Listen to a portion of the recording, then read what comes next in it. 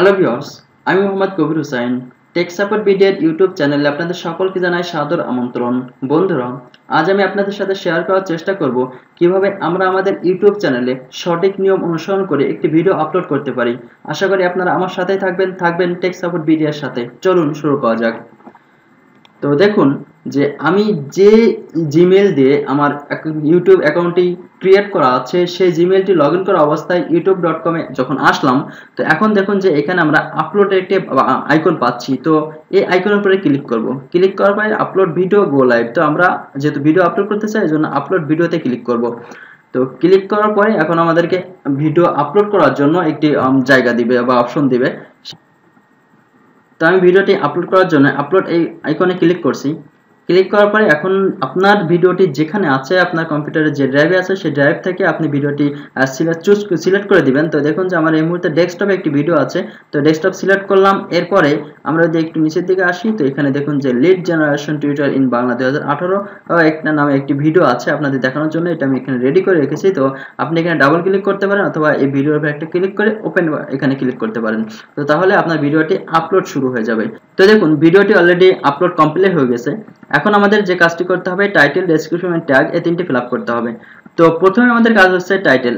তো টাইটেলের এখানে দেখুন অলরেডি একটি টাইটেল নিয়েছে, আর এই টাইটেলটি নিয়েছে হচ্ছে যে আমি যে ভিডিওটি এখানে আপলোড করলাম সেই ভিডিওটির নামই আমি দিয়েছিলাম lead generation tutorial in Bangla 2018।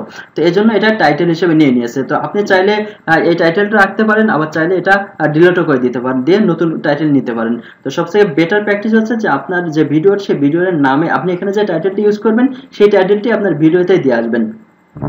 আর যদি ভিডিওতে না দিয়ে আসেন তাহলে এখানে এটা চেঞ্জ করে দিবেন। এখন কথা হচ্ছে যে আপনি টাইটেল কেমন টাইটেল দিবেন। তো আপনার যে কথাটি বলবো যে সর্বদা ইউনিক টাইটেল দেওয়ার চেষ্টা করবেন। এমন একটি টাইটেল দিবেন যে টাইটেলটা আপনার হচ্ছে ইউটিউবে সার্চ করলে খুব কম লোকই সেই টাইটেলটা নিয়ে ভিডিও আপলোড করেছে, এটা যাতে দেখা যায়। তাহলে কি হবে যে আপনার ভিডিওটা ইউটিউবে সার্চ করলে আপনার ভিডিওটা ফার্স্ট পেজে আসার দ্রুত ফার্স্ট পেজে আসার সম্ভাবনা সবথেকে বেশি থাকবে। আবার ভুলেও এই কাজটি করবেন না যে আপনার ভিডিওটা এক রিলেটেড আর আপনি টাইটেল দিলেন আরেক রিলেটেড। তাহলে কিন্তু এটা আপনার ভিডিওর জন্য বা আপনার চ্যানেলের জন্য এটা খারাপ দিক হয়ে যাবে। আর মনে করুন যে এখানে আমি যে টাইটেলটা দিয়েছি যে lead generation tutorial in Bangla 2018, আমি যে ভিডিওটি আপলোড করেছি এটা হচ্ছে লিড জেনারেশনের একটা টিউটোরিয়াল। তো আমার মেইন কিওয়ার্ড হচ্ছে লিড জেনারেশন। তো আমি মেইন কিওয়ার্ডটাই কিন্তু রাখি না, সাথে আমি আরো কিছু অ্যাড করেছি যেন আমার এই টাইটেলটি ইউনিক হয়। তো আমি যদি শুধুমাত্র লিড জেনারেশন দিই, তো এখানে দেখুন যে আমি যদি লিড জেনারেশন লিখে যখন আপনি ইউটিউবে সার্চ করবেন, তা সার্চ করার পরে দেখবেন যে লিড জেনারেশনের দিয়ে র্যাঙ্কিং এ অনেক ভিডিও এখানে অলরেডি আছে। তো প্রথমে দেখুন আমারই একটি ভিডিও র্যাঙ্কিং আছে।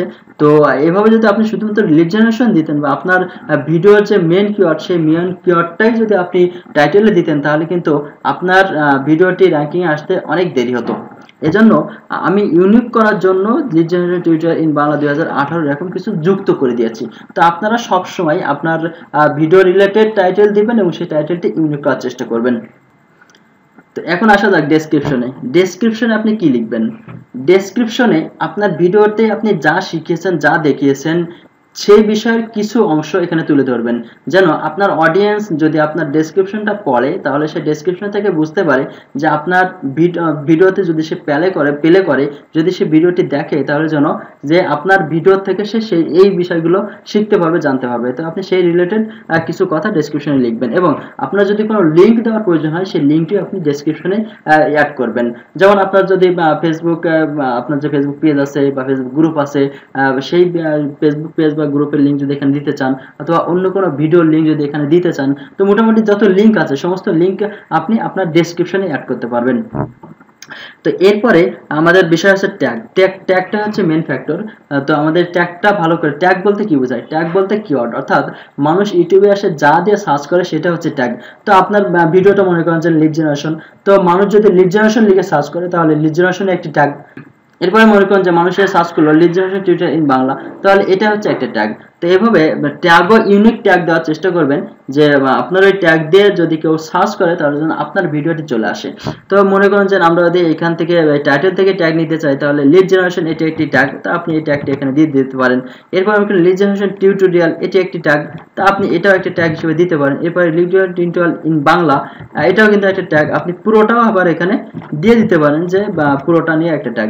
তো এইভাবে আপনি সর্বোচ্চ যেহেতু এখানে 500 ক্যারেক্টার আপনি এন্ট্রি করতে পারবেন, তো 500 ক্যারেক্টারের ভিতর না, যে আপনি 400 ক্যারেক্টারের ভিতরে থেকেই যতগুলো টাইটেল দিতে পারেন সেরকম কিছু টাইটেল এখানে দিয়ে দেবেন, এবং সেই টাইটেলগুলো ইউনিক টাইটেল বেছে বেছে, যে মানুষ আসলে কি টাইটেল দিয়ে আপনার ভিডিও রিলেটেড কোন লেখাগুলো লিখে মানুষ সার্চ করছে, আপনি সেই রিলেটেড টাইটেল এখানে অ্যাড করবেন।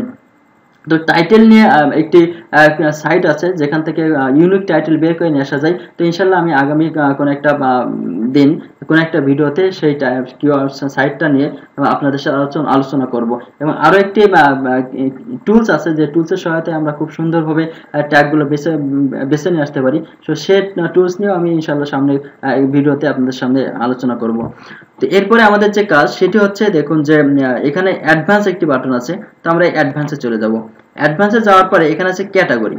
তো ক্যাটাগরি থেকে আমাদের অনেকগুলো ক্যাটাগরি আছে, তো আপনার ভিডিওটা যে ক্যাটাগরির সাথে ম্যাচ করে, যদি আপনার ভিডিওটি এডুকেশন রিলেটেড হয় তো আপনি এখান থেকে এডুকেশন সিলেক্ট করে দেবেন, যদি আপনার এন্টারটেইনমেন্ট হয় এন্টারটেইনমেন্ট, স্পোর্টস হলে স্পোর্টস, তাহলে আপনার ভিডিওটা যে ক্যাটাগরির ভিতরে পড়ে আপনি সেই ক্যাটাগরিটি এখান থেকে সিলেক্ট করে দিবেন।